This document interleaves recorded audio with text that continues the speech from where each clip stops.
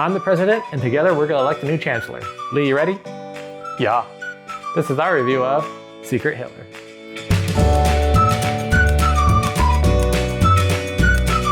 Secret Hitler is a hidden identity game, where your goal as a group is to find the secret Hitler. At the start of the game, each player is given a secret role and a secret party affiliation card. You're either a liberal or a fascist. And one of the fascists is Secret Hitler. At the start of each round, there's a president. And the president nominates a chancellor. Then the whole group votes if that person should be elected chancellor or not. If the group elects that chancellor, the chancellor and the president will select either a fascist or liberal policy from 3 cards that they choose off the deck. If the group doesn't vote for the chancellor, then you move the election tracker ahead 1 spot. If the election tracker goes 3 spots, or if the chancellor isn't voted for 3 times, then you automatically choose a card off the top of the policy deck and play it, whether it's fascist or liberal. The game can end in several ways. The liberals win if they enact 5 liberal policies or if they kill Hitler. The fascists win if they enact 6 fascist policies or if they have 3 fascist policies and Hitler is elected chancellor. The bulk of the gameplay is the players talking back and forth trying to figure out who is Secret Hitler. The first thing that I noticed with the cards is that the liberals are normal looking people. They just look like people from the 40s or whatever. But then you have the fascists who are all reptilians, snake head, dinosaur head, lizard head, frog head. Very interesting artwork for the fascists. So I like that they were kind of creative with how they did that. They didn't do like a physical representation of Hitler or Nazis or anything like that. They turned them into reptiles. That was kind of fun. Yeah, just looking at the box, right? Like imagine walking down the game aisle and you see this, and it's like, okay, what is it? So it does grab your attention in that way, but like not much description. So I don't know if I would have been, if I would have stopped and just been like, oh, okay, well, let's see what that's about. Another thing that I noticed are the placards that you get. So you have president and you have chancellor, and these are actually nice, solid pieces of wood. It's not just simple cardboard that you put up. So I feel like they put in a good value for the money that you're spending. When we opened it up and saw all the pieces, you know, it's simple, yes, yet very, very elegant. Like I really like that about it. We like a lot of the hidden identity games, especially One Night Werewolf and things like that. What I liked about this game is it's played in rounds. So each round you have something that you can do as far as nominating the chancellor or not.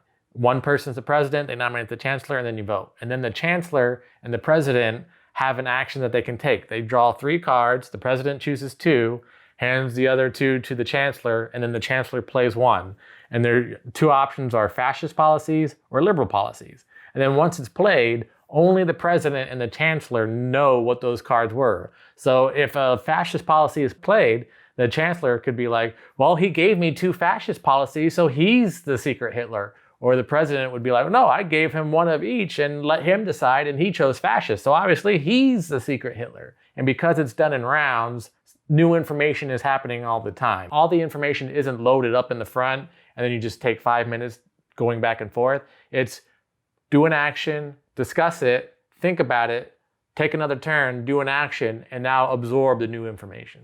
So in the very beginning, I was thinking, okay, this is going to be a lot of like stuff about politics and whatnot. I don't know if I'm really into that, but it's not really. You know, the policies themselves just say liberal or fascist, and it's just like a set collection, really. You know, it's either set collection liberal or set collection fascist. And then, you know, there's certain stipulations on the fascist side, like you got to get 3. Once you get 4, then you have to vote to kill someone. So that's how you can end up accidentally killing Hitler if all the players vote.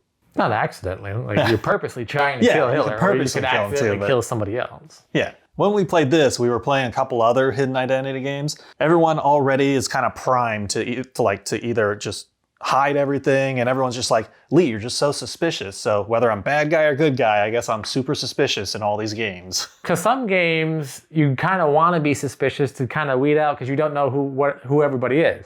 However, in this game, the fascists start off knowing who each other are. In a 6-player game, the fascists and Hitler know who they are. But in a 7 to 10 player game, Hitler doesn't know who anybody is either.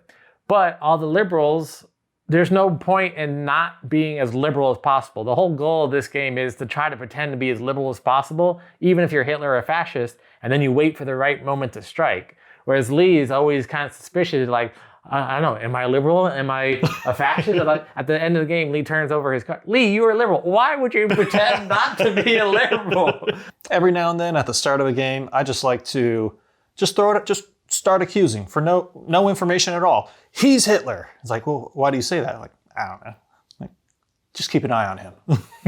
Now, as with all of the hidden identities and social deduction type games, enjoying this game does require that you like those types of games, meaning that you like games where you have to interact with everybody, you have to bluff about what character you are, even if you're doing it too much, like Lee. So if you're a quiet introvert type and you like playing like a Euro game where you're just doing everything all in front of you and you're only focusing on what you're doing, you may not like this game. You have to want to be with a group of people. It's best with at least 6 players, the more the merrier, all the way up to 10 players.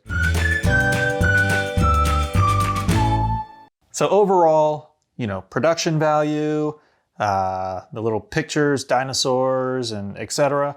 And then just secret identity. I'd probably give this game a 7.5. I really liked it. Overall, I'm going to give this game a 6. It's fun. I love the theming. They did a good job not overdoing it with the Hitler Nazi theme and all that kind of stuff. I like the hidden identity. It's not up there with werewolves, which is why it's getting a 6 instead of a 7. But it's still fun. I would play it. I wouldn't play it all the time, but I would definitely recommend it. Teresa gives it a 10. And Juliana gives it a 4. She's one of those people that doesn't like the hidden identity game, so even a 4 is pretty good for someone who doesn't like these games in general. She's Hitler! No. I'm kidding. And that was our review of Secret Hitler. What'd you think? Are you ready to lie, cheat, and bluff your way into winning? Let us know in the comments below. And if you like our content, please subscribe to our channel. Until next time, I'm Lee. And I'm Kenny.